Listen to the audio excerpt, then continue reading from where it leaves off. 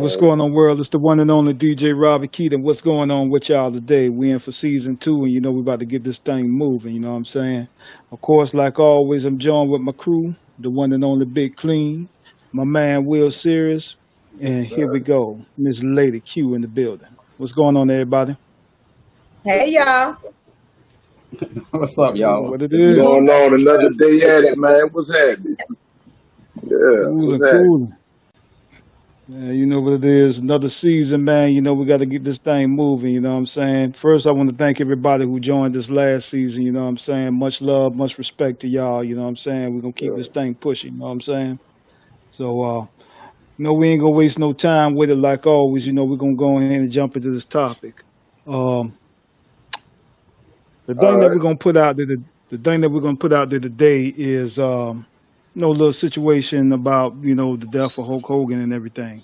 Um, what I want to know from y'all is, besides the passing of Hulk Hogan, what did his death really mean to the black community? Anybody want to open up the door? Y'all welcome to do it. You know what I'm saying? All right, I don't want to sound like a hater. Okay. Okay. Give I it to really me. don't. But growing up, everybody used to play Russell and the whole nine, and everybody had their favorite wrestler back in the day. Mine was Bret the Hitman Hart. You had your Ultimate Right, Warrior fans, but everybody, no matter who your favorite was, at the end of the day, was a Hulkamaniac. So right, I was still a Yeah. Hulkamaniac on into adulthood. And then he called me the N word. Ooh. And after that, I was Uh, just like, so it's like I don't wish any bad or any you know anything negative on anyone. However, I also don't wish any good for some people. right, After Hulk Hogan kind of showed his true colors, right, and he did try to backtrack and apologize and the whole nine. But what was said, and you spoke your heart. So don't try to speak your heart, then get shocked at the repercussions of speaking your heart and try to apologize after that. I felt like right, Hulk Hogan at the end of the day had a true. certain disdain for African American people, and for that I held a grudge. So when word of his death came down to me, I was just like, eh, Yeah. I'm sorry for the family, but sometimes the universe gives you what you put out. right, right. And I'm gonna read, read some of the stuff True that indeed. was few. There's a few little pieces, but I'm gonna read what was stated. You know what I'm saying? And basically where it came from. Okay, here we go. It says reports surfaced in July of 2015 revealing that, I'm not gonna say his real name, Hulk Hogan, racist slurs in a private conversation from 2007. This came to light during the Gawker lawsuit, where transcripts of a sex tape involving Hogan became public. The leaked transcripts from the sex tape, reportedly published by the National Enquirer and Radar Online in July of 2015, revealed Hogan using racial slurs multiple times. The conversation was about his daughter. I'm not going to say her name, first name either, and her relationship with a black man. And this is what supposedly Hogan said in that interview. I'm a racist to a point. I mean, I rather if she if I mean if I rather if she was going to fuck some, I'm just gonna say what it is. If she gonna Say it. fuck Just some own it. N word, yeah, she gonna fuck some N word. I'd rather have her marry a 8 foot tall, yeah, worth $100 million like a basketball player. I guess we're all a little racist fucking. You get what I'm saying? Hmm. So that was what he was saying in that little small piece of interview. Mm. And following that, of course, he was working for a major wrestling Mm-hmm. company at the time. They ended his contract on July 24th, 2015. Moved all his references uh, of him from the website. So, Hogan, I guess he apologized later or whatever. But at the end of the day, man, what's said is said. So, Mm-hmm. I gotta ask y'all this question. Do y'all think his apologies were legit? Real talk. No. No, I'm gonna just say I don't. I'm gonna say You this. want to hear what I got to say about this? And a lot of people, go ahead, Go go ahead. ahead, go ahead. I want to hear what you got to say about All this. right. Okay. This is what I Go gotta say. ahead. Listen. Okay. First of all, Come on, just like I don't think candy. that Let it flow. Come on. I don't think that his apology was so much like an apology of regret. He probably regret that it came out. But when you apologize and you say, I guess Mm, everybody's a little racist to a point, and if she had to, so it's basically saying if he had to tolerate it. So it's not really like an apology to me. Second Mhm. thing I want to say is it came. He said this stuff in 2007. It came out in 2015, and it's now 2025. So can we still say that he absolutely felt that way in his death? Because sometimes people change. Third thing I'm getting ready to say, and then I'm gonna let y'all have the floor. Third thing I want to say is why do we even give him why are we even giving him the time of day? He was a racist when he was when he was living. He did nothing for the black community to bring us up out of nothing. If anything, he's getting uh more attention in his death than he was when he was alive and said the stuff. And on top of that, let that shit let it I feel like we should just let it die with him. Let it die with him. You know what I'm saying? Let it Yeah. die with him. And his whole legacy was built on being a hero, right? His whole true, career, it was built true, on being a true. hero. I used to watch Hulk Hogan. My sons and my grandsons, they Yeah, still watch wrestling to this day. So he was like a wrestling hero. But guess what? It took one word. It didn't yeah, take how he felt, that N word, to come out of his mouth to completely destroy his whole entire legacy. So his death, all he remembered by is by the hatred that he lived by in his life. So that's what Yeah. he. Okay, I'm not gonna say that's what he get. Let me calm down a little bit. But I'm just saying his whole dynasty done fell apart off of one word. One all word. right. That Yeah. word. But you know what? I feel you. I feel you. Now, So this is go what I ahead. got to say. And first of all, I really do understand what you're getting at. But I'm gonna put it to y'all like this. I'm gonna put it to y'all like this. Why, when a person actually show their truths, the whole world get mad at them? Because the reason I'm gonna say this, every last one of us go to our job and never really be or say what we want to say, what's going on with the situation. We all deal with everyone at a job. I don't care what race, creed, ethnicity, and we have our own biased opinions that we know that if we say what we really want to say and not do what's expected, the first thing you're gonna do is be shown the door. What I would say about Hulk Hogan is, I'm glad that when the truth gets showed, all these formalities of all we get along and play together ain't nothing but a bunch of talk. That's all it is. Because the man spoke his truth. If he had his daughter messing with a black man, he'd rather for it be an 8 foot tall man that could dunk the ball. Guess what? You think it ain't a lot of other white people that's actually living them lives thinking like that? Like if my daughter gonna mess with one, it gotta be this one right here. So why everybody get mad when an American icon speaks his truth? No, we love it when his ass is being fake. Oh, the man hoaxer, the hoaxer. When the hoaxer didn't care about nothing, he did what every man and every woman would do. You gonna conform to feed your family, no matter how you feel. I don't care if you are an American icon or an everyday man. You are never gonna sit there and truly speak your truths in this world because you know your truth will be the quickest way to put you out that door. So guess what? The first time we actually get to see his man and his truth, he got hated for him, but we love a motherfucking lot. Y'all go ahead and finish the Yeah. conversation. I'm ready now. Let's talk. It's Okay, Let's let's talk. go. it's it, Okay, get it. it's Get it's okay. it's one problem with that, clean. Never get mad at a man for speaking his truth. Hogan spoke his truth, but What's then up? didn't have the courage or the power of conviction to stand on that. He came That's back and right. apologized. Now, if you speak your truth, then stand on it. Don't apologize. Don't backtrack. Don't take it back. Be a man and stand on it. If Hogan did, if Hogan, first of all, and then when you restate what he said, you said he would have preferred his daughter I marry an agree. 8 foot tall black man. Totally. That's not what he said. He said he would prefer his daughter marry an 8 foot tall nigga. That's what he said. And so there are two very distinct things in the saying of that.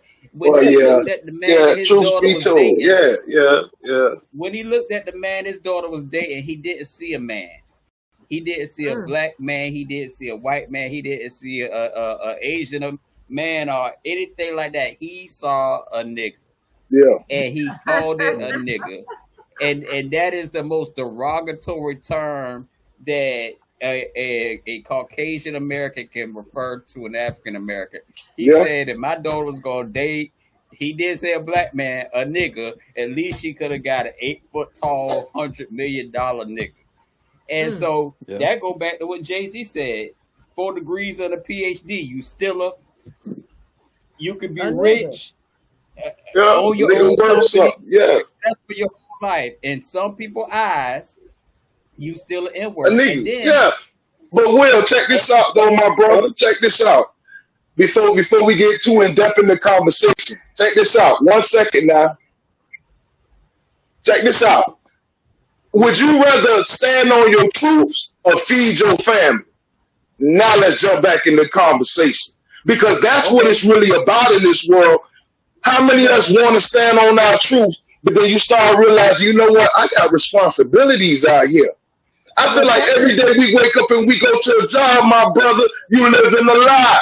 You live in a lie. You really think you gonna go in there and tell your boss man how you feel serious? Nah, serious, you ain't gonna do that. You gonna sit there and put on that mask that's gonna keep you clocking in for the next 20 years. You understand me? So it's like, I'm not knocking nothing you saying. And then on top of that, my brother, and see, I ain't wanted you to go so far because you hit some valid points. And it's not me tripping, but we use the word nigga like a term of endearment. Like, damn, you know, that's the only thing I see a black man want to hold to. Like, we'll fight for that. Don't nobody else need to say nigga. Man, fuck that. There's so much other stuff that's worth value. But the only thing that I see we'll stand on is this one word. Like, this word is the representation of who we are. And I understand the word has depth to it. I understand if you intellectual, you really understand the background and the meaning to it. But why that's the only thing a black person see, like, that's the only thing I'm ready to go to war about. Now we can, man, that's the only thing that tripped me out. I'm just being real about shit. And you said a mouthful with that, because I was just about to throw out that question. And Candy, you know, you and I talked about this here. I'm gonna ask this question to you. What's the difference between other ethnicities calling us a nigga and we calling each other that? Well, let me first say that Niger, first of all, it comes from the word Niger, Niger, from Africa, Nigeria, Niger. It's a term of royalty, basically, if you really look into that. That's where it derived from initially. So with the Caucasian, what they did is they took it and put the GGER, the hard R on it, to make it derogatory, to take away from the actual royalty of black people. They made it derogatory. So we had to take that negative and turn it into a positive, like our people do. We always take a negative, we can switch it up into a term of endearment, and we put the GA on it. So that's the difference. When they say it doesn't mean royalty. They don't look at it like it derived from black royalty. They don't look at it like it's a royalty thing with us. If they look at it like the derogatory sense with the GEER, to try to take away any credibility of substance from us, any type of dignity or royalty or whatever we have, to make it derogatory. So that's why they can't say it. And we had to switch it to the GGA, which has more than one meaning when it comes from us. It could be nigga, like It depends on the inflection behind it. It can be like nigga, like I'm about to tell you, like can you believe this? Or it can be like nigga, like you know what I'm saying, or you know, we can say it in different ways, or that's my nigga. Like we can say it in different ways. Either way, it's more so of a term of endearment or a descriptive word for us. They use it derogatorily. So it's no way, after all them years of oppression, taking such a royal word and turning it into a negative word that they can possibly say that. That's why they can't say it. They don't understand why they can't say it. That's why they can't say it. So if we want to call each other that, we have so many different ways of calling each other that, and so many different meanings of when it come out of our mouth into what it means. When they say it, it's got one meaning to it, one meaning, and that's straight up Neanderthal, straight up ignorant, straight monkey, straight nigga, straight thug, straight gangster, straight everything negative. So that's why they can't say that. They took our royalty, smushed it in the dirt, and then gonna get mad because they can't say it. No, you can't say it. And I wish you would say it, because you're not my nigga. That's my nigga right there. You feel what I'm saying? That's my nigga right there. That's my ace. That's you know what I'm saying? But you're not my nigger. You can't say that to me. You can't say it. No, you're not gonna say that unless you're saying niger. Hey, okay. You can call me a niger. You call me niger. Yeah, and that's what's up. And like I say, you know, you had to educate them with that. You know what I'm saying? Because a lot of people, they get that misconstrued and don't actually know the true meaning of the word. You know, even back in the day, you know, and there were several definitions that they want to put in the dictionary to basically be in reference or the meaning of that word. But you said everything you need to say right there. Now it's the true meaning of it. You know what I'm saying? Yeah. And if you look into it, if you look into it biblically, it's the Latin word for black people. Niger, black people. Nigger. Hey, shit, that was deep right there, Candy. Hey, okay. And nigger is an ignorant Neanderthal. You know what I'm saying? Like they trying to call us, you know, a beast. They look at us as animals. You feel what I'm saying? But Niger is a black person biblically. You don't hear them saying nigger in the Bible. You hear about kings and queens in there. You hear about Jesus. They weren't calling Jesus a nigger, even though he had skin of copper and hair of wool. You know what I'm saying? Well, class and section. He was a Niger. He was a black. Something every day. An ignorant black person. What they like to call it anyway. That's why they can't say. Like I was saying, man, you know, with that conversation being so general and having so many different perspectives and stuff like that, you know, clearly, man, I know it's always going to be more than one way of looking on how to get up to the mountaintop. But I just really feel like a lot of times when people do speak their truth, they get ridiculed, but the world will love you for a lot. So that's the only reason I just want you to just really just like explain to me how you see that shit. Okay. So one thing Clean said is we all go to work every day and we don't display our true selves or whatever. But I see that differently because no matter where I go, I'm authentically myself. Mm-hmm. And it's the principle of duality, which I can be this and I can be that, but it's all genuinely me. I can go stand out on the corner and talk to the fellas one way. I can go to my job and teach on a college level in another way. I can sit in a boardroom with the president or CEO of the company, or I could go down to the worst club in the worst spot and be just as fine communicating and moving about, and all of that be authentically me. But the art of duality allows me to be in these different environments and be comfortable and be able to adapt in a way that I'm effective, I can communicate effectively, and I can be a person of impact and influence no matter the environment of where I am. But it's all about how you. It's not about often about what you say to people. It's how you say it. How you say it? It's Yeah. not about how you. Yeah. It's not about what you do. It's how you treat people. So Right. it's like people will very often forget exactly what you said. A lot of times, how many times we hear each other retell a story, and we say, "Man, I forget what she said, but this is what happened," or whatever. Because you don't often remember words, but you remember how people made you feel. You remember Right. how you felt about the situation. I had, it's like I had bad vibes. I didn't like the way it was coming across. Something about it was rubbing me the wrong way. Well, what did he say? What did she say? I don't really remember what was said. I just know how I was feeling at the time. I didn't feel right. And so, Right. in going to work, or going to church, going to a business meeting, or going to a cookout with your family and friends, it's all Yeah. authentically you, but you are a very different persona in each of those different environments because it's what's asked of you, and that's the principle of duality, and have the intelligence to know what exactly you need to be while staying true to self at the same time.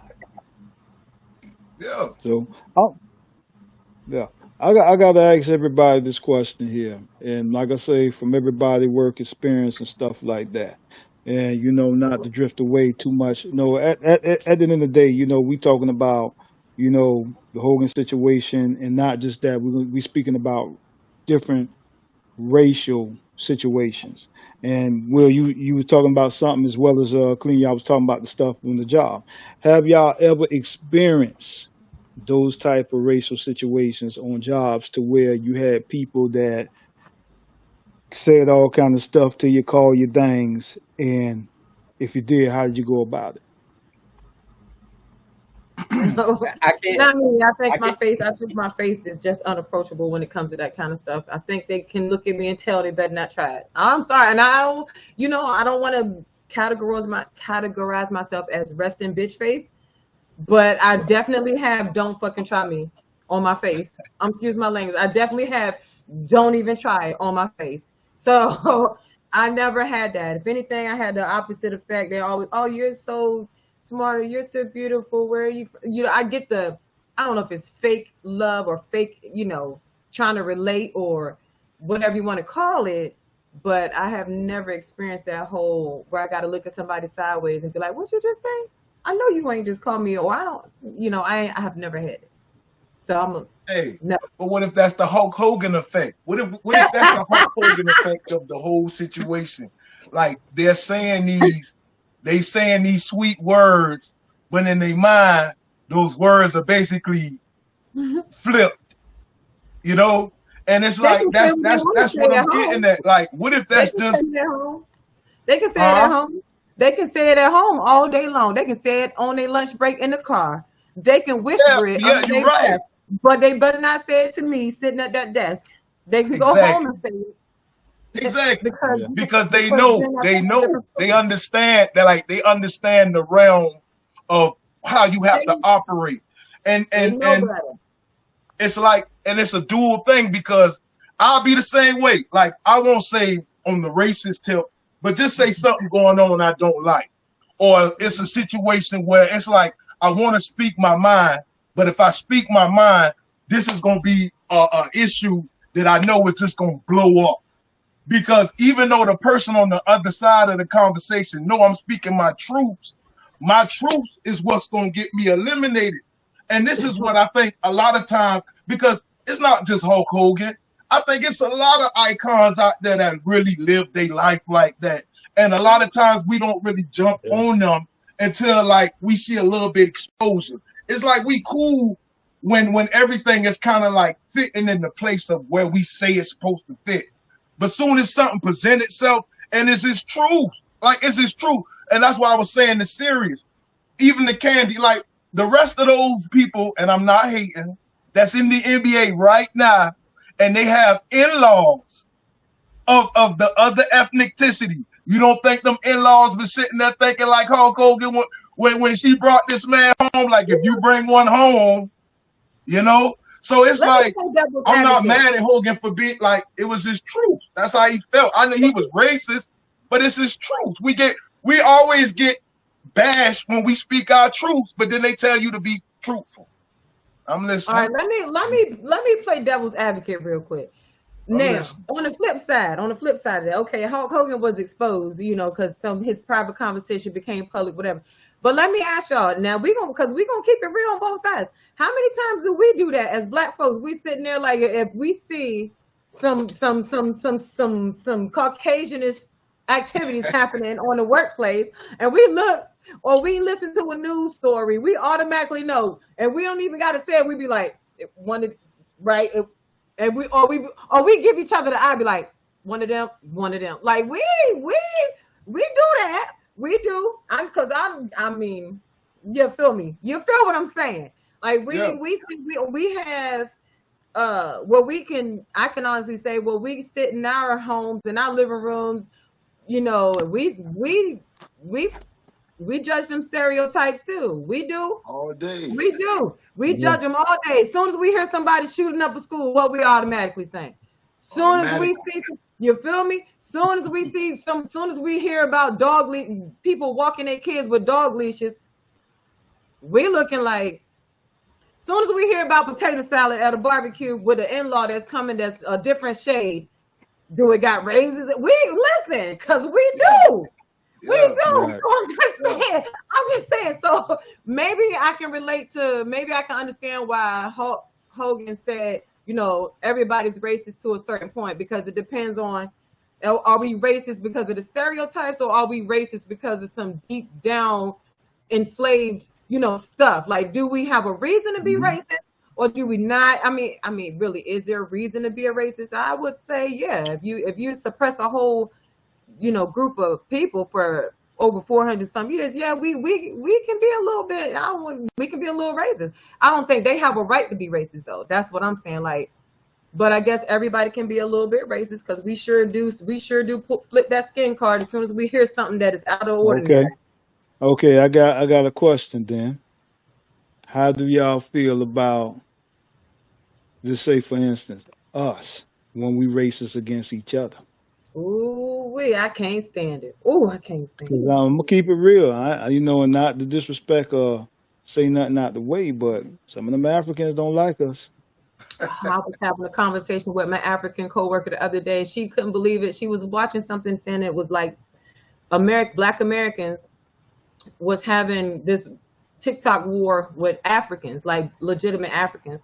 And I just told her, like, she asked me, she said, because Q, you were like African American, like American, you know, and I'm straight African. She said, dude, is it really a war between like Africans and blacks? I'm like, well, I mean, it's always been that little stigma of, you know, one denomination think they're better than the others. The Africans think we're lazy and we don't work hard, and then the African Americans think Africans are stupid and don't, you know what I'm saying, come from sticks.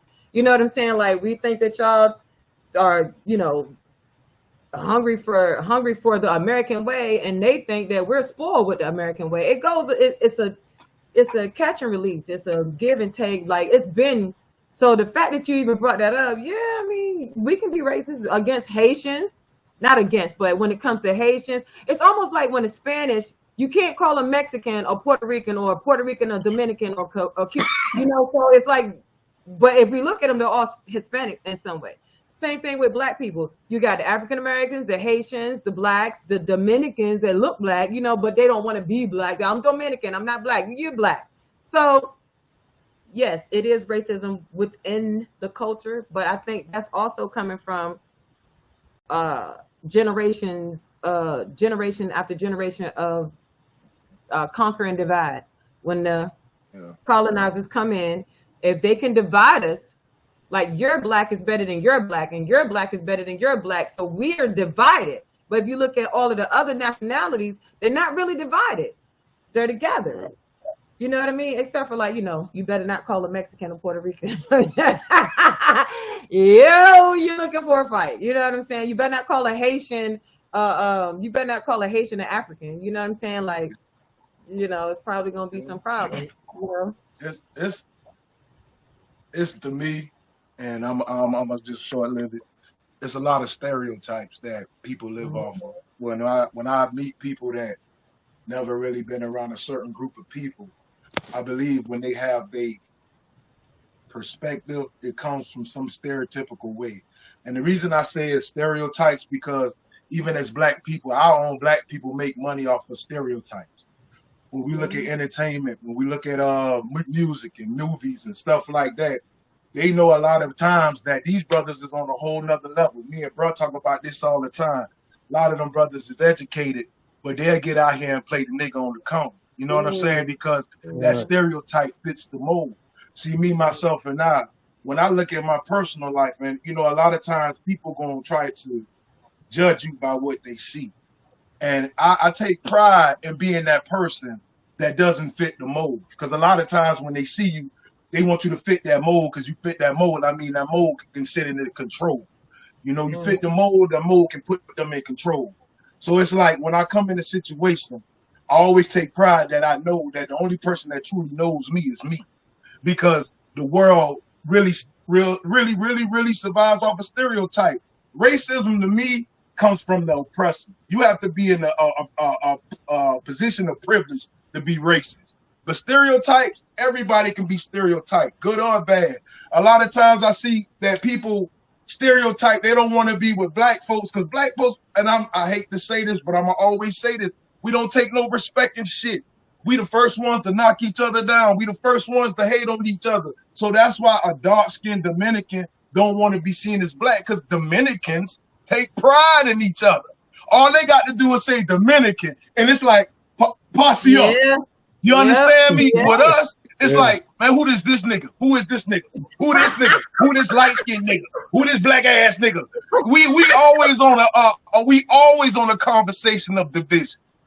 So I really sometimes look at it like, I don't know if it's genius at work, because it's like, if you were great and I was the person that trying to control the situation, why would I ever tell you what kind of person you are?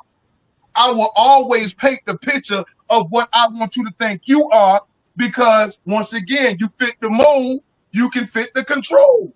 And I think a lot of times people don't see that, because rewind the conversation back, you get more hype for being looked at this way than looked at that way. Me and my brother got brothers who done went out and really did things in life, but they don't get looked at and put on a level. Like even our brother Real Serious, man, this man has accomplished shit. And the reason I always say that, because like people don't understand the power of credentials. You understand? Like they don't get that shit. Like this system we live in is built off of credentials. So it's like when you see something of credibility, you have to realize that's the only way you can build in this shit. All that other shit they trying to sell you, that's bullshit, because they can control that. So back to the conversation. Man, it just, stereotypes, man. Stereotypes. Mm-hmm. But That's I real. mean, we see, and I would, I'm speaking about what I heard, because I wouldn't know this, because I'm a dark skinned chocolate brother myself. You know what I'm saying? I'm a nice dark skin. There you know go. what I'm saying? So, You're a Niger. You're a Niger. as dark as I am, I don't experience this myself. But the colorism amongst us, it's like, you saw Spike Lee pointed it out in School Days. He had the Water Bees versus the Jigaboos, with the light-skinned sisters and the dark-skinned sisters in their various sororities or whatever. And I see the memes on social media all the time. Hi, light-skinned dude, drink water. Hi, light-skinned dude, check the mail. Hi, light-skinned dude, pump gas. And it's always a light-skinned dude or something doing something real dainty or zesty looking, And so it's like, but I don't know if that's how light-skinned dudes act, because I'm dark-skinned myself. But I'm just saying, I've heard these things. Light-skinned is zesty? Huh? Do you think light-skins be zesty? No, I think, it's like, Oh boy. Okay, now, okay, so real talk, right? When I was a kid, I'm sorry, I'm cracking up. I got to hear this because I'm sorry. Like What you I'm mean? on no, this panel of all dark skinned, y'all some fine dark skinned brothers on here, right? I So appreciate that. I appreciate that. Thank you. I need to get an opinion because I've never had a conversation with a group of males on the light skinned, dark skinned, zesty, not zesty, So real nigga or slash real black man slash zesty rare no, type no, of but for real, it's like in another Oh boy. lifetime, I was a light skinned dude. In another lifetime, not this one because I'm dark skinned in this one, but in another Mhm. lifetime. So, and when I was a kid, it's like I thought human beings were like dogs. You know, two dogs can have a litter of puppies, and the puppies come out whichever color they come. I Right. thought people could have a baby and it come out black, white, whatever. You know, it was like it. Two black people could have a white baby. It didn't Right. like I didn't understand genetics and DNA or whatever. So Yeah. when my mom and dad had me for like the first 4 or 5 years of my life, I legit thought I was a white boy. Like I thought I was white for real. And so it wasn't until like I was about 5, my grandmother explained to me that no, you're despite what you may think, you are black. And I was like, but you know, I'm like my skin light, like, and she was like, no, you just a light skinned black man. Mhm. That's all. And so then, you know, as I grew up and, you know, I understood later on in that particular lifetime that, you know, I was just a light skinned black man. And then all the jokes came around, like right around high school, you know, they was telling me light skinned dudes out of style and light skinned dude, you know, and you know, light skinned dudes with the elder barge in them. And so it was just like and so it's like so the colorism amongst black people has been there all along, and we make light of it and we joke around, but no, like it's like I've known African American people of all shades of brown, all shades, and Right. that don't dictate your personality, who you are, who you love, your religion, what you want to be. A person is what a person is, and a person is raised to be, or nurtured to be, or forced to be. You know, so it's like um, So is I light remember I skin zesty or spicy? neither. It's whoever that Like individual neither. is. It's you I'm don't. trolling you. I'm trolling you. Hey, hey, Uh, I mean, I Will don't know ain't why you trying to hear asking that me. shit, man. I'm waiting Hey, for him to say, yeah, we'll hey, go yes or no. Huh? Will ain't trying to hear that shit, man. He He ain't trying messing to with hear that All, none man. of it. He ain't trying to hear all none of this all this chocolate I got going over here. I don't know why you asking me. You need to go find somebody that can relate. And that's, There you go, bro. There but you yeah, go. it's I- but yeah, it's an age old thing that you know it's like it's like a bigger argument, and I think we was talking about it a little bit when we were all on the phone. Like the thing with Carnival Cruises came out, yeah. and Right.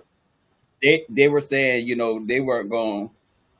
Okay, so I'm gonna get the background story so the people that's not familiar with the Carnival Cruise story can know. Okay, so Carnival Cruise has banned hip hop music and line dance and things like boots on the ground and the wobble on their cruises because they felt like it was causing some problems. Now we all know that hip hop and boots on the ground, that genre of music is created and caters to an African American audience. So a Mhm. lot of people in the African American community felt like Carnival was targeting African Americans when the whole time Carnival, when they were in financial peril, they dropped the prices of their cruises, which Right. attracted a certain audience that were not able to afford cruises prior to that. And these people flooded to buy cruises and take cruises. And then when Carnival got back on its feet financially, it was just like, all right, let's cut out all the things Off that the black cater to dollar. certain Off the black audiences. dollar. And when Off they the black started dollar. cutting out things, black people was like, hold up, that's all the things that we like. That's all the things that cater to us. But you know, it's like you drew us to the cruise, and now that you're back on your feet, you're like, okay, let's call all of that out. Now you have then within the black community itself, you have two factions. You have a factions of what they call black people, and then a faction of what you call the niggas. And Oh, black people say Right. they are tired of going places and dealing with ignorant Negroes fighting, cussing, doing things to disrupt the good time that's being had. Yeah. So Right. you got if you look on the internet, you got certain brothers and sisters saying, I'm glad they doing it. I'm glad they saying you can't bring your Bluetooth speakers anymore because I'm tired of going out to the pool and somebody over there playing little so and so or young so and so as loud as they can on their Bluetooth speaker, and it's cussing and it's this and that, and I got my 4 or 5 year old kid right here by the pool, and we just trying to enjoy a nice cruise. I'm tired Check of this going out. to you know have a good time on the cruise ship and a fight break out because Pookie and them in there and somebody that stepped on his Air Force Ones. So it's you know it's and so it this is a divide amongst certain black people. Now I don't know how what's the Chris Rock did this bit before. You know, Chris Rock said, "All right, so if black people is black people and it's N words, and the N words have got to go." Chris Rock famous line, and that's been kind of the prevailing argument in the black community for many years. You know, they feel like that there's a separation or a divide there, and I don't know how that gets fixed. I don't know where the conversation starts or stops with that, but it's something that I think we need to look at. Something that you know we need to have a serious conversation with. I tell you Yeah. what, I'm a, y'all got to mind me on this here. I done dropped this phone. I don't know how many times here because I got this and the I other just seen you webcam on. dropping the camera. I was wondering what was going on Yeah, over you there. see, yeah, man, having a hard time over here. Hey, But You got hey, the he real wanted real to life but add let some camera. let special effects. yeah, but let me feed off of something that you said, brother. Um, about that particular line. I ain't gonna front to you, man. It's just like to me, it reminded me of a small version of going to Freaknik, bro. That's what it seemed like to me. And Mhm. if you're a certain, like within a certain age group or whatever, you're looking for, just some relaxation, the the enjoyment part of catch the shows, eat good, stuff like that. I would say like it's probably not the best one to get on, and that's just from my experiences. You get what I'm saying? So I mean, everybody is different, but if you just looking for some enjoyment, laid back time with your people, man, unless you just like I say, you want to go to Freaknik or something like that, then yeah, you jump on it. Yeah. That's just Hey, being but real. the holla at Will on this shit. Will, you want to know why it's like that, man? Because it's the culture that's showing who's supposed to be winning. You don't see the black man that gets up, goes to work, getting educated, taking care of his family. You don't see him in the spotlight. What you see in the No, spotlight all the time is the niggas. You understand? And that's what I was saying earlier about even the people who know, like they educated. Educate, like think about all the people that's in entertainment who go out here and they sell the ignorant shit. But when you look into their background, some of these brothers got masters and PhDs and all kind of shit, but they'll go out here and sell you all this bullshit, right? So it's the culture that's winning. It's like even like I've seen like brothers who educated hide their education because they don't want the brother over there to say nothing about it because they figure, oh man, if this man know he educated, then oh man, he a sucker, he this, he that. It's the way we portray ourselves. You know Maybe what? if the person, the black man that starts getting up and standing in the spotlight is the black man that gets up and show my family is the value. That gets up and show, you right. know what, that I have faith, that's the value. You know, it's what we put value on. And then it's like you want the other kids, because this is the thing that I do, and I'm gonna point the finger at us about. we don't have a blueprint for our children. We go tell them to go figure it out, right? So when you tell them to go figure it out, and the only forms of figure it out comes on a goddamn TV screen, then they think this is the forms of success. And I'm not hating on the people that's sitting up in the position, but like just say one of the top rappers in the industry who say, I'm the best rapper because I got out here and I was a hustler, right? He didn't say nothing about, hey man, I went to SSU and got my master's in this. He didn't say, hey man, you know what? I got up in the morning and I grind. He told them people the way I got here is, you know what I'm saying, hitting the concrete. So now these kids think, okay, yeah, guess what? He is the blueprint of what I want to get in life.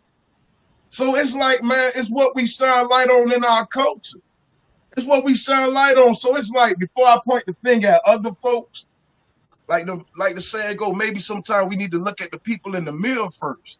You know what I'm saying? Because it's what we quick to sell them. You know, as soon as somebody come out with the next album, how many of them brothers trying to be creative now? No. How many of them sitting there and actually trying to write a verse or do something? No, they're going to get out there and freestyle the same shit that everybody else saying. But and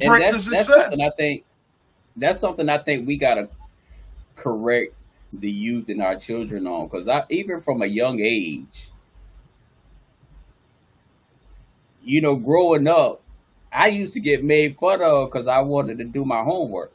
They're like, oh man, he doesn't want to do his homework. He want to be smart. You know, it's like, and I was just like, why is that? Why am I? Why? And then from a young age, I was aware that, like, why am I being ridiculed for trying to learn? I never understood that. And even now, you know, I teach on a collegiate level. And you can tell the difference between a room full of college juniors and seniors versus college freshmen. Because college freshmen come in and they so worried about trying to impress and being that guy coming into college. And you know, you ask a room full of them a question, and then some of them got their hoodies on, whatever the case is. And you ask them a question, and if you ask a room of 30 a question, 20 of them may know the answer, but they're afraid to engage and give the right answer because somebody in here might think I'm lame for being intelligent.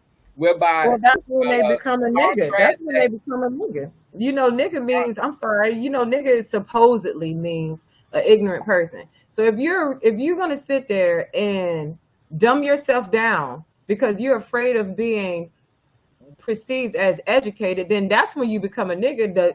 According to the dictionary word, but the dictionary saying, oh, nigga means ignorant person or unintelligent person. That's when you become a nigga, when you want to take your education and dumb it down for the sake of looking like you're uneducated. That's the stupidest shit. That's the stupidest. But then you look at it, you contrast that, and you see the period of growth that those same individuals go through in that 4 years in the collegiate experience. And by the time they juniors or seniors, you ask that same group of 30 a question, and you got 30 different answers, 30 different hands going up, 30 people who have gone from being an 18-year-old child to a 22, 23-year-old adult, ready to engage, ready to provide an opinion, that have done their own research and are ready to be a part of the conversation at that point. So, which is proof that sense of I'm going to dumb myself down to impress others can be outgrown, out-taught, and out-learned. And intelligence and reason and enlightenment can be let in to a spirit that is shut down or closed off to that at first. It's a matter of maturity, a matter of growth, so which means we have to start that process earlier in our children. Don't wait till they get, because everybody not gonna get to a college classroom. Everybody not gonna get, to an institution higher learning. Some folks going to the military. Some folks go straight. Some folks go to high school, drop out of high school. So it's different work roles that people take in life. But if we all start instilling that value of education, and it's cool to be smart, it's cool to be enlightened, it's cool to be intelligent in children earlier, and it don't have to be your kids, it can be any kids. I try to do that with any kid that cross my path. Hey, little man, what's up? What's your name? Oh yeah, how old are you? What school you go to? Well, you make good grades? Oh yeah, what's 2 + 2? Tell me real quick. And it just you make engaging them, making them think, and making them be like, hey, yeah, that dude quizzed me real quick, and I got that right. Like, so being smart is cool, and letting them know just that little engagement, that being enlightened and being smart, being able to engage in conversation and different things is smart. We start instilling that in our kids early, and don't wait till it get later and later. But a lot of times, especially in this day and age, you got iPads and cell phones raising children instead of parents raising children. You got parents that want to be more the kid's friend than being the kid's mentor, being the kid's supervisor, being the kid's disciplinarian. And what are they seeing on these iPads and cell phones? They seeing folks, putting women down, glorifying money, thinking that fast money and easy route and being disrespectful. You got a whole generation of kids going out there just trying to be disrespectful to people in public and posting on social media. Like, that's cool. It's like one little kid got shot in the mall because he was playing games with dude, and dude pulled a gun and shot him. He's like, hey man, you shot me? Yeah. Because I don't play like that. I don't find your little social media games funny. Leave people alone, be respectful. And so we got a generation of children that's growing up watching those type of antics and that type of foolishness take place. And they think that's what's cool and that's what make money. And, not being intelligent, not being smart, not engaging, and not valuing an education is cool. And so that's what they try to mimic. Hey man, as I'm listening to you, maybe that should be the challenge for us then, to let people understand that being intellectual is cool. We don't put this on being retarded and I'm dumb and all that shit. We don't put flavor on that. And this spin off of what Candy was saying, one thing about our people, we can make anything look cool. So maybe it's left up to us to start putting flavor on being intellectual and start barring out the foolishness. Because if it's all about being able to put yourself in a style point, that's why I say I like the way sometimes I can come off, because people will look at you and, oh man, blah, blah, blah. But then guess what? We start engaging, like you say, in conversation. And guess what? You realize that old man cool got sophistication behind it. You see what I'm saying? So if we start now accepting the challenge of stop presenting ourselves as ignorant motherfuckers who always want to be, and start presenting ourselves as, guess what, intellectuals, maybe the conversation will start changing. Maybe it's left up to us to control the narrative more than we think. It's because we chasing this bag so much, and the other people holding the bag, we willing to once again, like going back to our original conversation, conform for what you think you're supposed to do, even though you know that is wrong. Because I guarantee it's a lot of them brothers that sit there and say, hey man, this some bullshit. But then they put that bag on the table and they say, yeah, it's whatever, motherfucker. You understand me? So that's why, like, with this conversation with Hulk Hogan, is it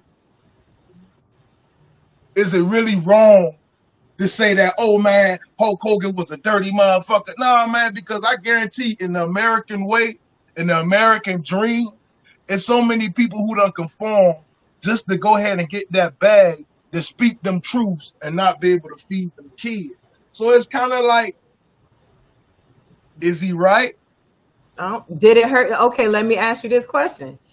Did it hurt his family, or did it put bank in their pockets? Yeah, okay. Initially, yeah, he was making bank for the family, but imagine how much money and endorsements and everything he lost when he said that. The black dollar is very, very, very powerful. It's a powerful thing. Our money When we strike, when we don't spend our money, we can bankrupt. We can save, like we saved that Carnival Cruise. They lowered them prices. We bought them out of bankruptcy. We saved them. Our money. If we don't spend our money, we save them. He had to apologize for that, but he still, in his death, he don't have nothing to take with him because ain't nobody out there getting ready to buy Guess Hogan what? because he was the best that ever did it. If anything, they probably burning that shit because he died of Guess racism. what? Guess what? You remember when I said that, in the beginning about the whole situation with that and the words that were said? It was a lawsuit. It's called the Gawker lawsuit. If you think about it, look it up. He sued the people who wrote that article, and actually he had like a billionaire or something like that backing him up. Like I said, I'll put the link down in the description.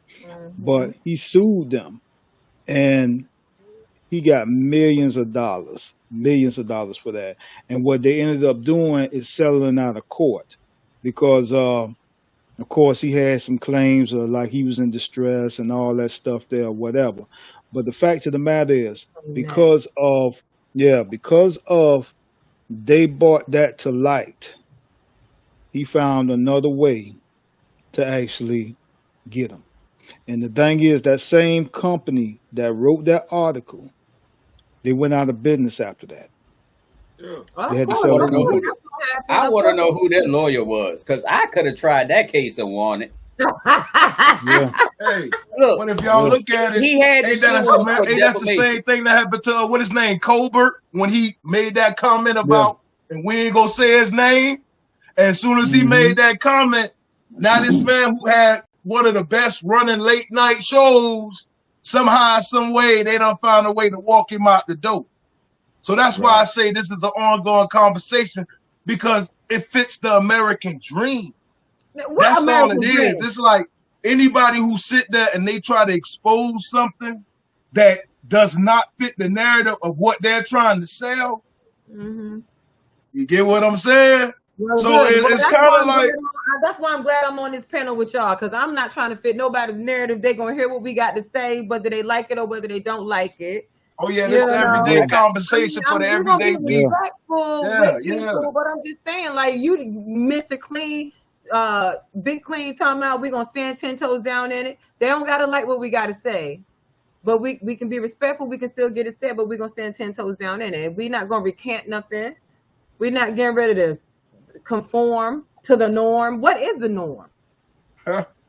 What's the norm? I gotta go read that lawsuit, because I don't know what he sued for real. Check it out, man. No, he had emotional stress. The emotional distress, like it caused him anxiety. It hit his pockets, like it financially it crippled him for a second. See, see, here's the deal. Here's the deal with that too. That billionaire that he had backing him, that same company wrote some articles about him. You know what I'm saying? So, it basically was in his nature. He wanted to get him back anyway. So that's why he, I guess he supported Hogan on that. And but like I said, man, I'll put that link down in the description. Y'all definitely check that out, man. You know what I'm saying? Send me that. I want to read that, because I want to know what exactly he sued for, because it couldn't have been defamation. Because defamation, he's on recording saying it. So. But see, defamation. But check this out. So this is real though. In the natures of business, and Will, you probably can back me on this here. Let's say you get, like, even if you do a recording or interview with somebody, let's say you get that person consent or whatever, you're really not supposed to. And I'm gonna say in certain states, because that's the law, and certain states is a federal law, you're not supposed to put that information out without that person's consent. So I'm assuming it was in one of those states where you have to have that permission. When he had a private conversation, that's a violation of privacy to a degree. So that's what all that came about with that, and that's why he got to do that lawsuit and everything. Yeah, that ran into a bigger lawsuit, defamation of character. That ran into a bigger lawsuit, defamation of character, that messed up an American icon that started a conversation for Ignition 843 The Wire. Y'all remember the check? I know that's right. I know that's right, bro. I know that's Yeah, right. I mean, But it has to be some key things present for it to be defamation. right, right, One, the person that's suing for defamation has to prove that whoever they suing was actually talking about them. So we know they was talking about Hope. Two, right, it has to be knowing or saying something about somebody that you know is false. Right. Nobody said anything about you was false. They just played what you said.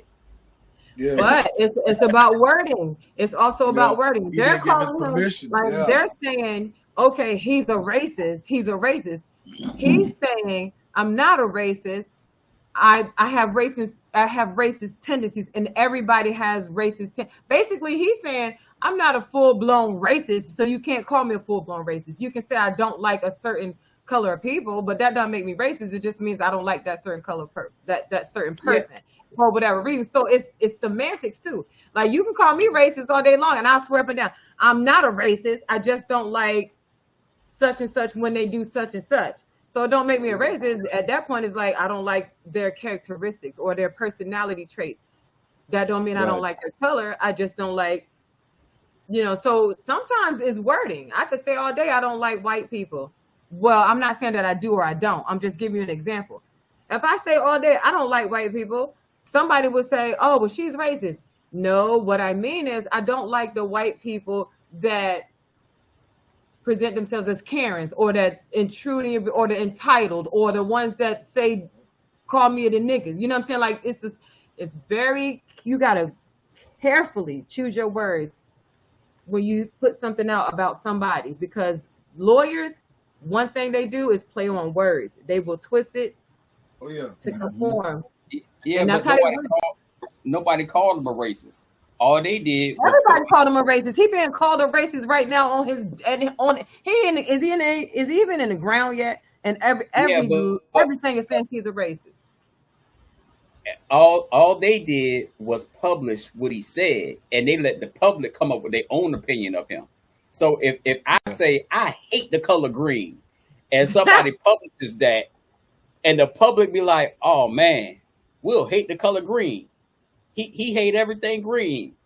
And The now you public got has made up now their you got the mind Grinch about out there how they feel about protesting. what I said. And secondly, it's hard for a person, a famous person, to sue for defamation, because once you make yourself subject to the public, or you become a Yep, public figure, it's that hard. part. And Hulk Hogan is the epitome of a public figure. So Yeah. the defamation was designed to protect everyday ordinary people who don't have a platform or have a way to defend themselves. So, say hypothetically, little old me, if Stephen A. Smith came out and said, Will Martin is a punk, and then how am I gonna combat that? Like, I don't have a platform as big as Stephen A. Smith. I can't go on ESPN the next day and say I am not. That is an absolute lie.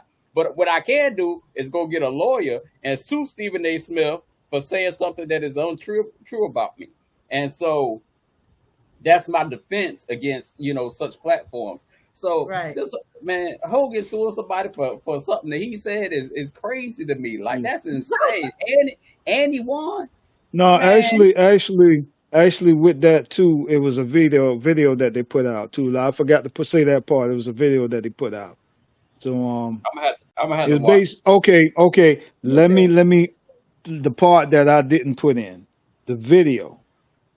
It actually was some type of sex tape that involved one of his close friends' wives, Oh, I thought it That's was and him crazy. that doing it also in the Batman. and no.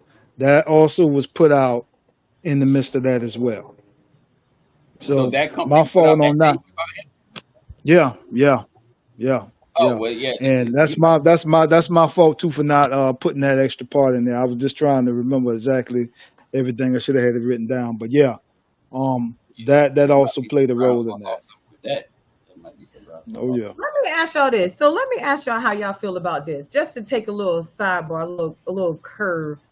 How do we feel about the fact that we spending so much time speaking on a dead racist versus Malcolm Jamal Warner, who died around the same time, and he's a very influential black man that uplifted our people, that did things for our community. So that's what kind of grinds my gears a little bit sometimes with this media thing going on about Hulk Hogan, especially with our culture.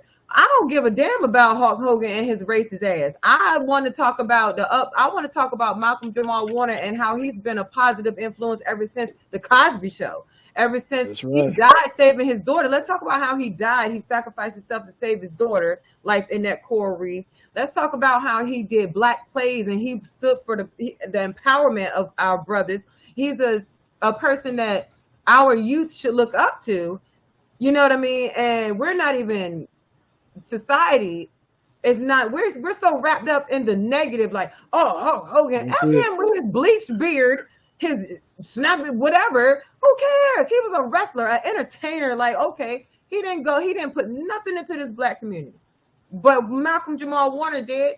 He's the one that we should be looking at and that we should be drawing our attention to for our youth that's probably listening to us, for our educated black people that's looking towards us, for our people that's in the trenches that don't know how to get out and think that it's not possible.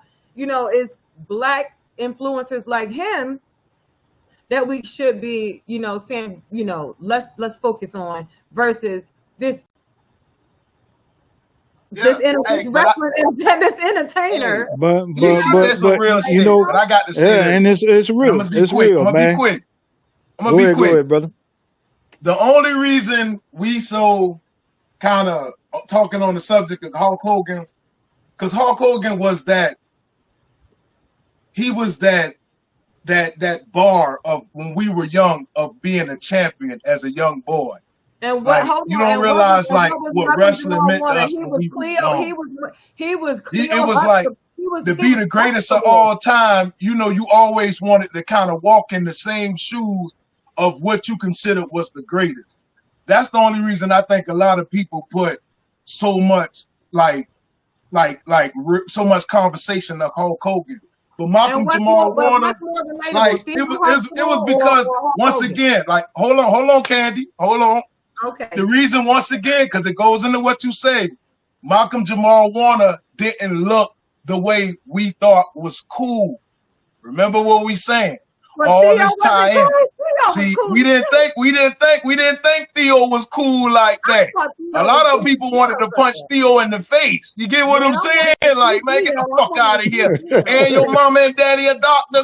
You know, at the time when Theo was being Theo, a lot of people couldn't relate to Theo. It was like, damn, it was more like, I wish I had Theo's life. You know what I'm saying? Like his mom and daddy a doctor and a lawyer. You can imagine what his Christmas gifts look like. But with that wrestling, it was like anybody who want it, come get it. That's why I guess we kind of as young men gravitated to that shit a little bit more. Big Queen, but see, that's the mindset. That's how they come. That's how they divide us. They want us to think that black people can't live that rich life, and if they do live that rich life, oh, they think they better than. So a lot of us growing up looking at it like either we wanted that life or we resented it because we like, oh, they think they better than us. That's the mind. That's that little seed that they plant in our head. We looking at Theo but living just his like best life Candy, with his parents. So just like Candy, check this out. What about all them little young boys that come from rich families and still get out here and start selling dope? Mama and daddy right now came from a suburb, but they'll get out here and hang on the block and do some old fronting shit like they didn't come from a good home. So once again, that just ties into everyday society of how black people see each other, how we look at each other, because in everyday life, you got a lot of young cats out there that's hustling that mama and daddy do very well in life. But who? And guess what? I guarantee you, Sirius can condone to that because teaching college kids. Imagine a lot of them that come in there to try to act like YNs, and then you look at them and you really look at them and be like, you know what? You ain't really been out there like that. You just listen to a lot of damn music, you know? Right. Yeah, So but why see, is but it, though? a Let me lot ask of you that. this, though. Why do they feel like they can come from this money, but they have to dumb themselves down or get thugged out just to fit in? It's an implant. This has been generational that they They want us to think that we're nothing. They want us to feel like we're nothing. They implant it, and it's so generational that You it's know what? You know what? You know what I'm gonna embedded. say? You know what I'm gonna say? I'll go back to something that I truly believe in. Let's start with them parents, man. You know what I'm saying? Let's start with the parents. Those Yeah, but parents have to embed that into those children, man. And it's true that some of them still, no matter what you teach to them or whatever, they still go out and do their That's own little thing. that part. But you gotta be hardcore on them kids, man. You gotta be hardcore. You know, some and parents, like especially this generation, they focus more on themselves than they do with their youth. You know what I'm saying? Which is wild. a lot But of it Robbie, is hold up now, Robbie. We can't say that. Mm. Cause what about them young boys that come from good parents? The parents be in there, they ass going to jail for a body and all, and the parents like, I can't believe this little motherfucker been living like that. Yeah, that's Even what the I'm saying. parents That's shocked. true too. Yeah, So yeah, that's it's what I'm the saying. culture sometimes more than you can even blame the upbringing, because he could be brought up right, like really brought up right, go to church, everything. You don't put him in private schools and everything, and this little motherfucker still walking around with 5 bodies under his belt. Woo! yeah, Like but King, like a lot King, of that T.I. son, T.I. son, a lot raised of up that in money goes and never back seen again. to I'm sorry. Go ahead, Will. Go ahead, Will. Yeah, preach, a lot of preach, that brother. I goes hear you. back to a lot of that goes back to the images and influence. Remember what I said earlier about cell phones and iPads raising your kids. So you might have two hardworking parents living in the suburbs, doing everything they think is right for their child. But when he's sitting alone in his room, he watching, little chopper style shoot up 30 people on the iPad, and he thinking that I want to be like him. But now at the same time, like when I was growing up, the images, first of all, there was no social media. And the images that I grew up with, going back to Malcolm Jamal Warner, the Cosby Show, where I saw a family with a father being a doctor, a mother being an attorney, children living in a nice home. There were subliminal messages. Watch the old Cosby episodes where there was a different HBCU shirt strategically owned different characters in the show, whether it be Cosby or one of his kids or whoever. Look at the offshoot of that show, A Different World, showing his children going to college at HBCU with other intelligent African American people learning from each other at an HBCU. We follow Whitley and Dwayne love story from freshman year of college all the way through grad school. So those were the images that we grew up with. Now, look at the images these little kids growing up with. They growing up with the iPhone, the iPad. You don't see the Cosby shows and the different worlds on no more. You see the Real Housewives of Atlanta and whatever, where they fighting and throwing glasses at each other in fine dining restaurants and stuff. So you got to look at the images that corporations, TV stations are allowing our kids to be exposed to. So this is what they're aspiring to. They're not aspiring to be Cliff Huxtable. They're not aspiring to be an attorney or a doctor. I don't want to be Bill Huxtable. Look at his ass. That nigga locked up too. I don't want to be that motherfucker. Hey, they jammed up. They jammed up Bill Cosby. I don't want to be him neither. Will. Listen, wait a minute. I don't want to be a Cosby at all. But you know what, man? You know what? You know what? Because he was getting too free. I'm gonna just say free in quotations. Like he had enough money to get out there on his own. He was about to buy some station. Well, look. Thank you. I was just about to say that. He was getting ready to capitalize on some capitalization, and they had to knock him down to remind him that he's just a what? They had to show him that he's going into a whole nother conversation. We going into some see, Candy. Hey, real talk. Look. At the end of the day, because he was getting ready to be powerful, and they see that, and they like, let me go ahead and knock him down. Did you see those women come on now? Hey, I know I'm just like this here. I stand by what I say. Whenever you don't play ball with the system, they're gonna try to find a way, especially when you go to buy some shit. That's all to it. There you go. They're gonna take you down or they're gonna take you out. Yeah. You gonna either get down or you gonna lay down. So what they do, they get you down by Basically, putting yeah, you in jail, or basically. they lay you down and put you in the ground. The Hey, conspiracy. Candy, you wonder why the little youngsters want to be gangsters. Say it again, Candy. You either gonna What's the slogan? you gonna get down or you gonna lay down. Hey, And the biggest these little thugs think they gangsters. Now the real gangsters is up there and sitting on that pyramid at the top of the pyramid that can There take you down go. celebrities, that can take Hey, down the cartel, that can hey, take down a whole generation. Them, that's the hey, thugs. The ones that check can this wipe out. out a I'm generation. I'm just like this here. Speaking of generation, this skinny jean generation don't understand that. They don't. They don't. What And y'all know I'm about the just gonna things? Y'all be y'all. I know y'all man, now. Let me let look, me play devil's advocate. Now I already asked about the zesty light skins.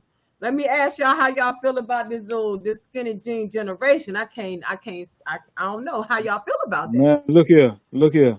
And I look, ain't no man wear that shit, bro. I'm Big just gonna Clean, be real. you don't put on them skinny jeans. Ain't Big no Clean man look like wear he that about shit, to bro. stand over oh the Big nah. Clean. First Will. of all, they don't make skinny Man, you jeans a light big skin. clean You got size. skinny So jeans. big clean don't even look at the skinny jean rack. You understand me?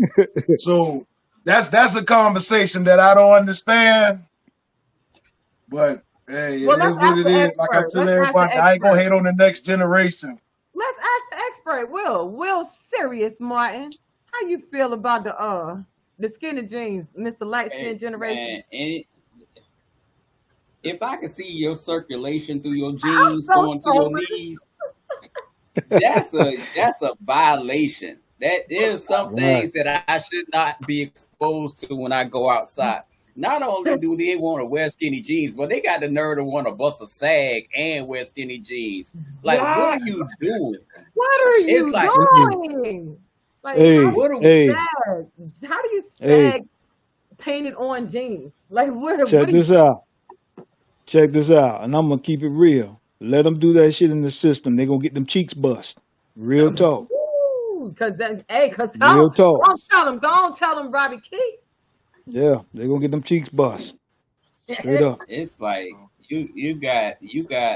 you have to wear clothes your size. I just you couldn't do that. Like when I was growing up, you couldn't do that. They be like, hey man, you got on your little brother jeans. Hey man, Right. Hmm. Like they sell them jeans in your size. You what? would get clown like so. And I mean, I guess it's something generational. I just never understood it. I don't I get. can mm-mm. I don't I get it I neither. can't. I can't. I don't understand how young men enjoy wearing tight jeans, tight pants, No sagging. disrespect. So Women clothes. No disrespect. Women Women clothes. Just clothes, exactly, and they yeah. tell you a man should not wear that of a woman, like apparel. Like what in the like what? Yeah. I, I can't get Hey with man, but I you the know what? medium I will skirt. give them little motherfuckers credit. Once again, they can make anything look cool, man. Them boys Nah, can make no, anything look Nah, cool. no, bro. Them nah, boys no. can see, make Nothing, any. Nah, nothing man. about Yeah, that cause looking look cool. at all them jokers who out there wearing it. And Like no, Will no, said see, at one point in time, but it'll be look, like, bro, what you doing? but Now look, check it's it out. like, Uh-uh. what? They can wear it all they want to. They can wear it I all ain't they feeling want that to, but shit, I bro. promise you that don't make it look cool. I could go out here and shave my head Yeah, not to and put us. an avatar Not to arrow. us. Yeah, I a could lady of shave your it and caliber. put an No, not avatar like to arrow us. right here on But my head. But them do it little look cool? youngsters, Hell no. that's style points. That's style points for them youngsters. So So what yeah, we doing? people of our caliber, no, we on a whole nother Okay, conversation. well then guess what? Our generation failed them some kind of way because that somebody should have been telling them take that. I tell you what. Let me You let know me say what? this. Let me say this real quick. I got two sons. I All got two sons. I got two sons. I got two sons. They all the way grown. The moment that fad came out, it did because my sons was in high school like around that time. Okay, my son came in here one time with them little jeans on. I swear to listen, take them off now. Take them off. You're not going outside. What is you do? Why are you? No, you're not. Take them off. You need to get them a size bigger. I don't care. And even if my son walked in here right now, at the age of my youngest is 24, about to be 25. If he walked in here right now with some skinny jeans on, I promise you he getting smacked upside his head, take them damn things off, and he full grown. So I don't understand. It starts in the household. I'm not letting my son walk out of here with his ass hanging out, sagging some skinny jeans. It starts in the household. And sometimes, like, not to get sidetracked, sometimes it's blamed on it's a single mother in the home and there's no father, or there's a father that's or it's the generation, or it's the fact. No, I am one of them mothers. I feel like it starts in the home. You're not gonna walk out here with it's not even about it being the style. It's about looking like a respectable young man. At that point, you're not gonna walk out here a young man with jean leggings on, basically, with your butt hanging out and sagging. No, it starts in the home. So it could be a different array of reasons why that fad became a fad. It could be like lack of upbringing. It could be freaking what's hip and what's not hip. Either way, I feel like it starts in the home, and how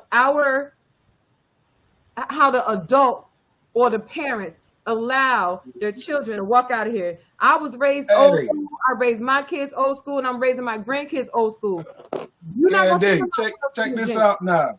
What if the person who told them that was cool sitting on trial right now? Exactly. And them boys doing that shit once again, because we're going to call it the Hulk Hogan effect. Motherfuckers out here doing shit, you know what I'm saying, to get that bag more than being truthful. So you see how this conversation always ties in to another conversation and another conversation, because if you really look at the back conversation, maybe it's how the conversation is set up. You get what I'm saying? To make all of it sound the same. So what if the same person that came to them boys and said, hey man, you know what's cool? Right now sitting on trial. So instead of them boys saying, hey man, you know what, man, I ain't with that shit there, blah, blah, blah. That bag got on the table, and you know what they say? Hey man, you get what I'm saying? So that's why, to me, the game is rigged. So again, it starts with the home. The game can be rigged all it want to be. It starts with the home. If you are a strong figure in that home, whether you're a single mom, a single dad, a couple, whatever, if you're a strong figure in that household, period, they're going to understand. So what I would say is, when he come in here talking about it's cool to be like him, he does it. Okay, and look at his trial. He going to jail for the rest of his fucking dumbass life. Nothing left for him because he want to be cool. That shit don't fly. It don't fly. And now I will say this, a lot of them don't listen because kids don't listen, young adults don't listen, males don't listen, females don't listen, whatever. They don't listen, so sometimes they got to get out there and learn on their own. However, it helps to have a strong moral demographic in the household, whether it's single parent, co-parent, living in, both parents. That, to me, it varies. It's a variation, but you have to have a strong moral compass in that household, regardless of who it is, to send them out there. Right. If I send my son out there with no morals, yeah, he probably gonna think that's fucking cool. But if I send my son out there with morals and respect, like, you're not gonna go out here and have your pants hanging off your ass. You're not gonna get a job like that. Even if you do, how you expect to pull a respectable female? Like it's morals. How you carry yourself outside of this house is how people will look at you outside of this house. So if you have a strong moral compass or demographic in the home, they're not gonna go out here and want to be like. They can act like they want to, but when they come home, they study. Because you know what? This is what I love. This conversation for the everyday people. So what about them boys that do go out there and they got that strong mama, and then they meet the homeboys and they say, hey man, you ain't nothing but old mama's boy. Old mama's boy. You gonna sit there and let your mama tell you what to do, mama's boy? And you see, know a lot of times, man, look here. They like the old folks used to say, you can lead that horse to water, but you can't make them it's I truly believe the society like influence is so strong. As a parent, all you can do is just pray that the teachings that I gave them will kick in at the right time. And guess what? I believe that's what our parents did for us, because it was times where you know what? And me and brother talk about this all the time. You got put in that situation, and you know your parents always throwing that dumb shit at you, and then all of a sudden it makes sense. It just out of nowhere. It's like it's like an epiphany. Yeah. So it's like that's sometimes the best we can do, because like I say, you can get out here and look at facts of kids coming from parents that did the best, and this motherfucker walking around the biggest hitter in the city. And it's like, damn, you know what I'm saying? Like, bro, what the fuck is going on? You know? And it's like, you know, your mama and daddy ain't raised you like that. Like, be real. How many times we heard that shit? See, that's one thing that I always tell brother. Before I point the finger, I do this shit here. How many times we heard that shit when you was out there coming up? And they be like, hey, man, I know your folks, man. I know your folks. Boys. You know what I'm saying? And it's like, we all go through that phase. We all go through that shit. We all do, you know? And that, but and you know, it brings it back. Time, like family, when it comes to family, you know, even, you know, it's like outside of like it takes a village, you know what I'm saying? Yes. So even outside of like my mom and dad, I had other people in my life that kept me in order. Even if I looked like I wanted to jump stupid, I had a big cousin, you know what I'm saying? My big cousin would be like, hey, that ain't you. Go that way.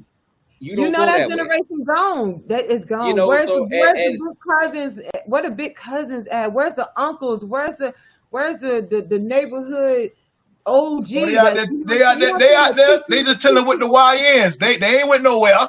They just out there with the damn YNs now. You understand? Like the morals and integrity of us as a culture. That's the problem. It's because it's like, damn, not before I sit here and show you how to come at it in a way that you can survive. A lot of them get taught.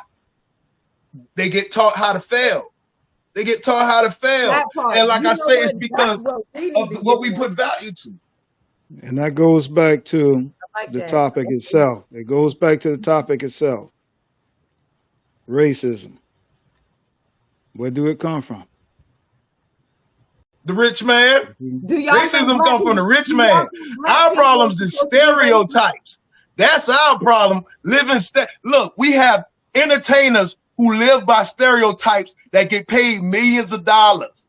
Stereotypes is the problem. Because like we got a professor here. We got a credible person here that can sit here and tell you when he be in the classroom, they sitting in there like YNs. That's a stereotype. Your mama and daddy ain't paying all this money for you to come in here and act like that. You know how much money it takes unless your ass is on a full ride scholarship. Somebody is kicking out some bank or some loan money. You get what I'm saying? And they ain't paying for your ass to come here and act like a YN. The hell with that. I can give your ass a pack and you go on the block and make me some goddamn money. If it's going to be like that. But a lot of it is stereotypes. Because guess what? The girls like little YNs. I mean, come on, man. Okay, but like, is that what our younger generation is come to? Like, even as elders, as we are all sitting here older than this generation that's existing and the generation that's coming, why do we allow our youth to be called YNs? I'm not calling my son no YN. And if we are all in unison with that, I cannot see let me just say this real quick. I'm sitting on this panel with 3 educated, enthusiastic, smart black men. You know what I'm saying? Leaders. You feel me? It starts with y'all. It starts with us. How are we gonna keep? We calling them YNs. I'm not calling them no YN. A young nigga. I'm not calling them that. If we call each other nigga every day. I think YN ain't as bad as nigga. You know what I'm saying? Like, hey, ain't no YN. Oh, it's like. I get that, but why? My point is, we don't have to. Why do we accept it? It only takes, hold on, listen. It takes one generation. It takes one generation to change something. It takes only one generation. 10 years can change a lot of things. If we say we're not going to call you, young, YN, and if all of our elders, if all of us as elders be in unison, like, listen, YN, get that dumb shit out of here. That's 2 letters of the alphabet. I'm not going to call you no fucking YN. I'm going to call you a young man. Young man. Okay.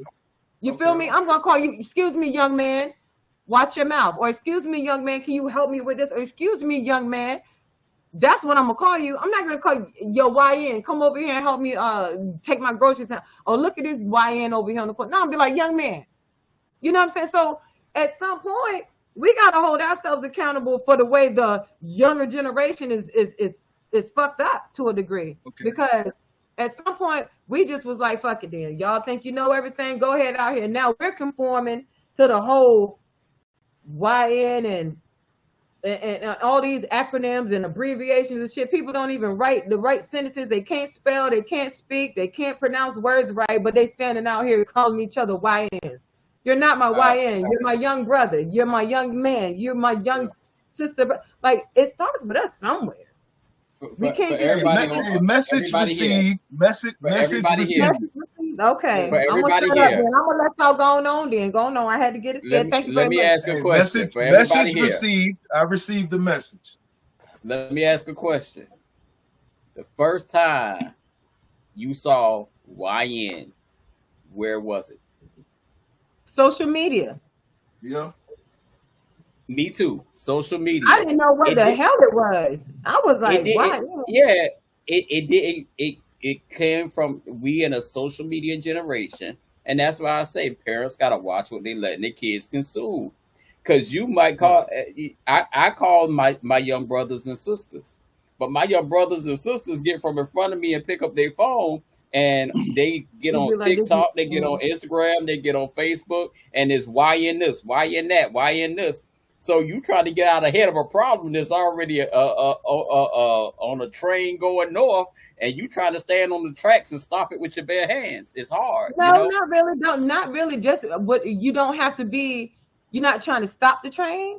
You know what I'm saying? But you can be on that train delivering a message. You can be in that passenger car saying, "Hey this, hey that, hey listen." You know what I'm saying?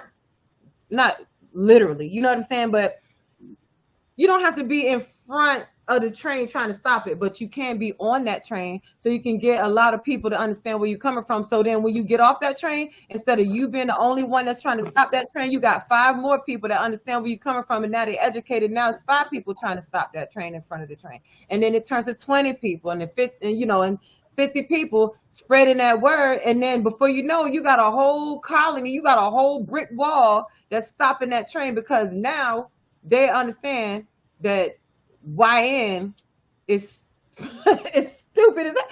No, that's dumbing yourself down. We're not going to do that. We're going to stop this train even if we got to infiltrate it, if we got to go in from the inside out.